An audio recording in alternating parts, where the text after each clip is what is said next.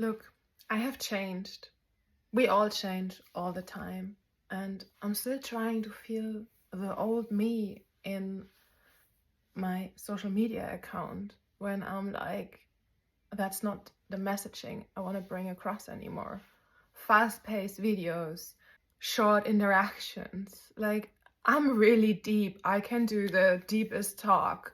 And that's what I also do in my coachings and in my friendships and in my life. That is me. I like to go deep. I'm so challenged by being afraid of people not liking that version that I still try to make videos from that old place. It's still, don't get me wrong, it's still my personality. Like, I'm still like this fun, joking girl jumping around doing these videos. I will still create them. I just realized that I need to go deeper to fulfill me as well. And I think it will benefit you. And if you like it, you're very welcome. Stay on that ride.